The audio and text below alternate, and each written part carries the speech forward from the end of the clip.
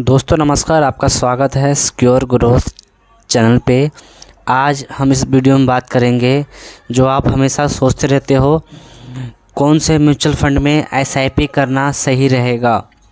तो दोस्तों, कितना भी आप यूट्यूब वीडियो देख लो, कितना भी आप कोई भी एप्लीकेशन देख लो, कुछ भी देख लो आप, ये जो म्यूचुअल फंड सेलेक्ट करने वाला जो बात है, ये आपको खुद अपने रिस्क के हिसाब से म्यूचुअल फंड चुनना चाहिए।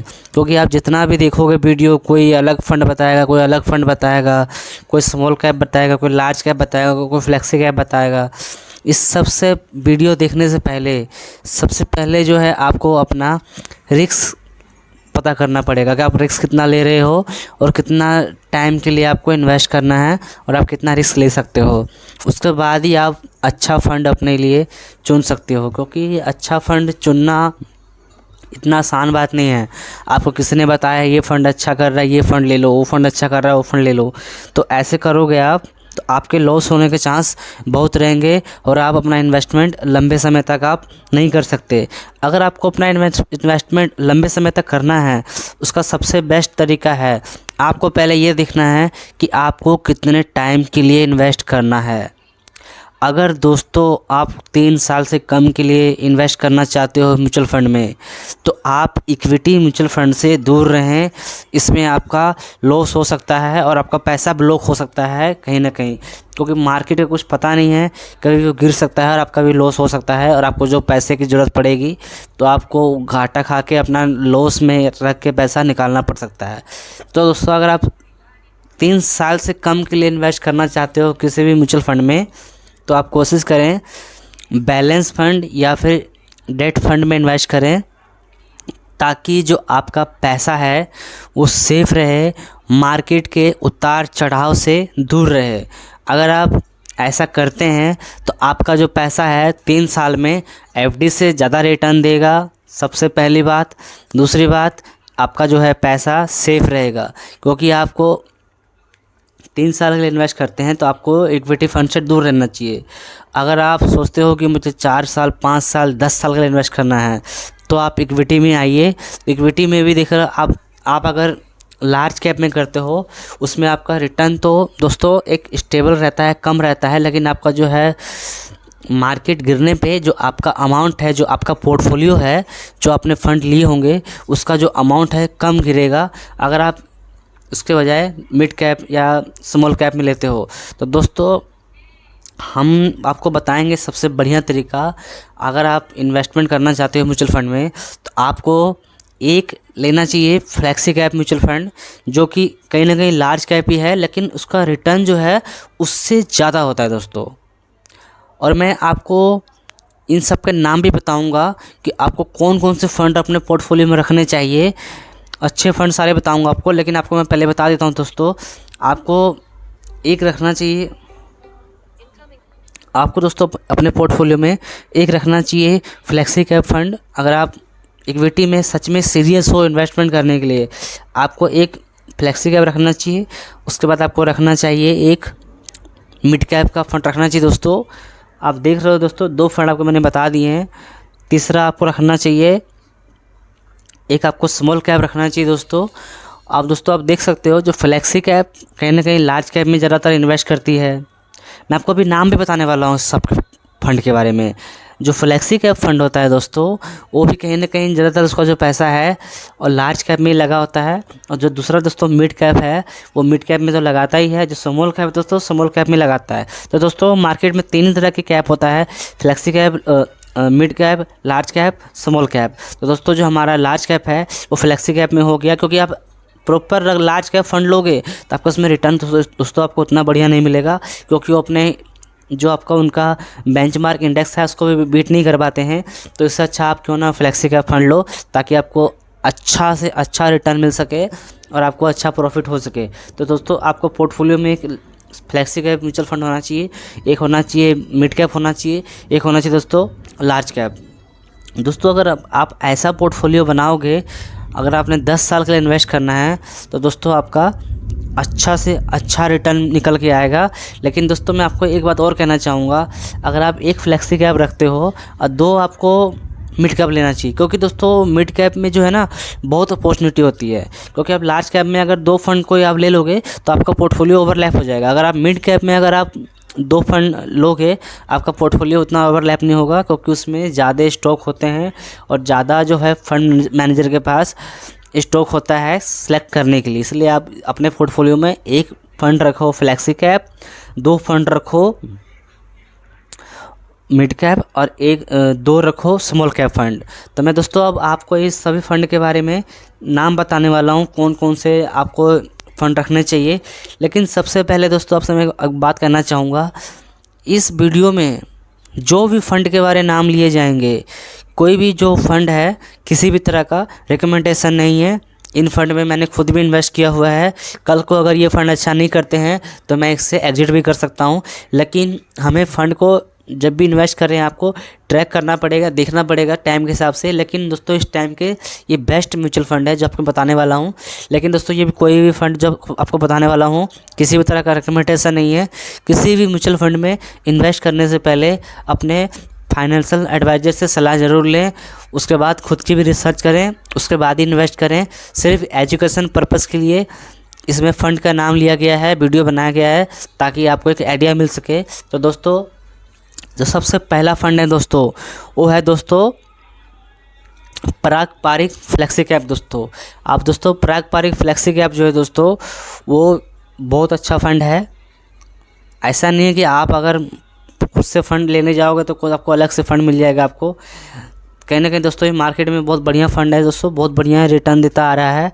सबसे दोस्तों पहला फ़ंड है वो है दोस्तों फ्लेक्सी कैप में अपना पराग पारिक फ्लेक्सी कैप। दोस्तों जो हमारा दोस्तों जो दूसरा फ़ंड है वो है दोस्तों Nippon India small cap fund. दोस्तों ये भी दोस्तों बहुत बढ़िया फ़ंड है, बहुत अच्छा रिटर्न है इसका। आप खुद देखो इसका रिटर्न वगैरह आपको खुद दोस्तों आइडिया मिल जाएगा इसका रिटर्न किस तरह का है। उसके बाद में जो दोस्तों तीसरा फ़ंड है दोस्तों, जो दोस्तों आपको मैंने फ्लेक्सी के बारे में मैंने बता दिया। जो दोस्तों इसके बाद में जो एक स्मॉल कैप को मैंने आपको बताया निप्पॉन इंडिया स्मॉल कैप। जो दोस्तों दूसरा स्मॉल कैप फंड है दोस्तों वो है हमारा दोस्तों कौन स्मॉल कैप फंड। इसका भी रिटर्न जो है बहुत एग्रेसिव बढ़िया रहा है, कहीं ना कहीं आ रहा है लॉन्ग टर्म में। और दोस्तों स्मॉल कैप में 2 फंड अगर आप लेते हो आपका ज़्यादा पोर्टफोलियो ओवरलैप भी नहीं करेगा, क्योंकि 250 स्टॉक होते हैं स्मॉल कैप में कहीं ना कहीं। उसके बाद में दोस्तों हम बात करें 2 मिड कैप के कौन से फ़ंड हैं उसके अगर हम बात करें दोस्तों, उसमें जो सबसे पहला फ़ंड है दोस्तों मिड कैप में वो है दोस्तों निप्पॉन इंडिया ग्रोथ फंड है दोस्तों, जो मिड कैप कैटेगरी का फ़ंड है। ये भी दोस्तों बहुत बढ़िया रिटर्न दिया इसने और बहुत ही लाजवाब फ़ंड है। इसको भी आप कंसिडर कर सकते हो, इसका भी आप देख सकते हो रिटर्न वगैरह जाके। और इसका भी बहुत बढ़िया दोस्तों रिटर्न होता है दोस्तों लॉन्ग टर्म में। और ये भी बहुत बढ़िया फ़ंड है दोस्तों निप्पॉन इंडिया ग्रोथ फंड। दोस्तों उसके बाद में अगर हम दूसरे मिड कैप फंड की बात करें तो जो हमारा दूसरा फ़ंड है वो है हमारा Motilal Oswal mid cap fund. ये भी बहुत बढ़िया फ़ंड है, उसका भी बहुत बढ़िया रिटर्न है। जो भी दोस्तों मैं आपको मैंने फ़ंड के बारे में बताया है ये सब फंड में मैंने इन्वेस्ट कर रखा हुआ है।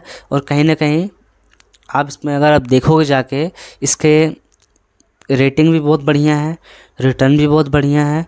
और हमारा जो पोर्टफोलियो है ये फ़ंड लेने के बाद ज़्यादा ओवरलैप भी नहीं करता है। तो कहीं ना कहीं ये सब चीज़ें देख के मैं आपके लिए फ़ंड लेके आया हूँ। लेकिन फिर भी आप किसी फ़ंड में अगर इन्वेस्ट करते हो तो अपनी खुद की भी रिसर्च ज़रूर करें, करंट टाइम की सिचुएशन देखें, क्योंकि अभी वीडियो हो सकता है कभी भी आप देख सकते हो, साल बाद 2 साल बाद, तो उस टाइम सिचुएशन चेंज हो सकता है। क्योंकि दोस्तों किसी भी चीज़ में अगर जहाँ पे दोस्तों पैसा है ना दोस्तों वहाँ भी कभी भी मार्केट चेंज हो सकता है, कभी भी वहाँ पे आपको अपॉर्चुनिटी मिल सकती है अलग से। इसलिए आपको कभी भी इन्वेस्ट करें आप तो खुद की करंट टाइम में रिसर्च करने के बाद ही इन्वेस्ट करें। बाकी दोस्तों आपको मैं बता देता हूँ, आपको मैंने कौन कौन से फ़ंड के इस बारे में इसमें बताया है। जो हमारा सबसे पहला फ़ंड है दोस्तों वो है दोस्तों पराग पारिक फ्लेक्सी कैप फंड।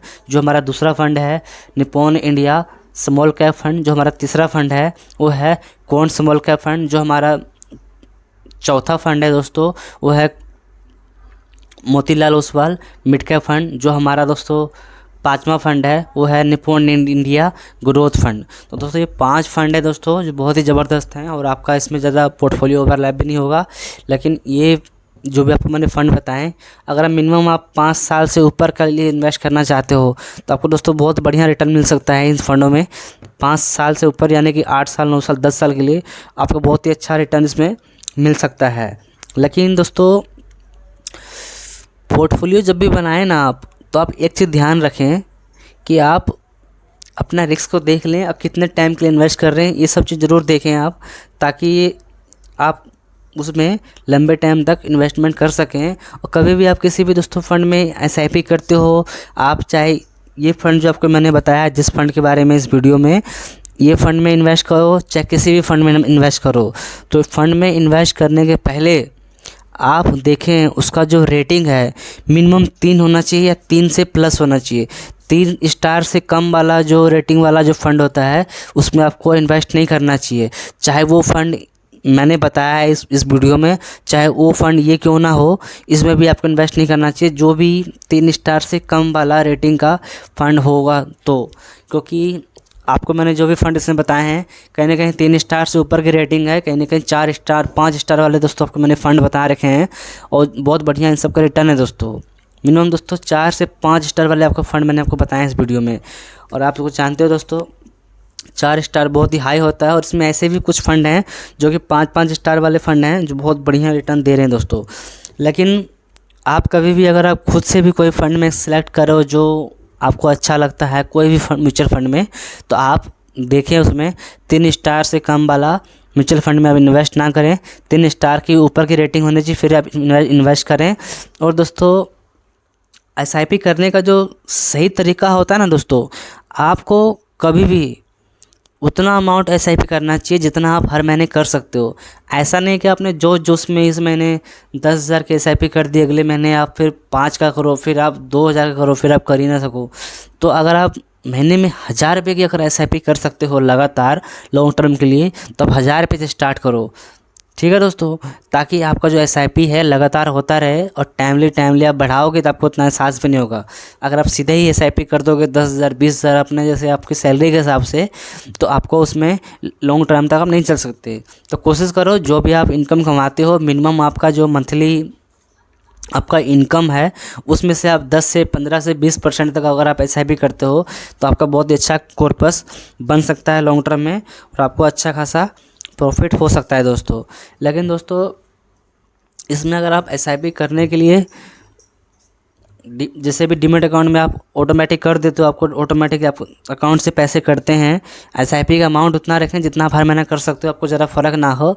और आप अपने पास कुछ पैसे ऐसे रखें जो आपको इमरजेंसी में काम पड़े, तो आपको म्यूचुअल फ़ंड अपना रिफ़ंड ना करना पड़े, ताकि आपका अच्छा खासा पोर्टफोलियो रिटर्न देता रहे। और आप अपने पास कुछ इमरजेंसी फ़ंड रखें जो आपका सेविंग अकाउंट में रहे, चाहे डेट फंड में रखो, चाहे FD करा कर रखो। कुछ पैसा आपका ऐसा होना चाहिए जो आपके पास पड़े होना चाहिए आपके सेविंग अकाउंट में, ताकि आपको म्यूचुअल फ़ंड रिडीम ना करना पड़े बुरा समय आने पे। बाकी दोस्तों इस वीडियो में इतना ही। अगर आपको ये वीडियो अच्छा लगा है तो वीडियो को आप लाइक करें, चैनल को सब्सक्राइब करने के बाद बेल आइकन ज़रूर दबाएं, ताकि आपको ऐसे ही वैल्यूएबल वीडियो मिलती रहे। तब तक के लिए दोस्तों हैप्पी इन्वेस्टिंग। मिलते हैं किसी अगले वीडियो में।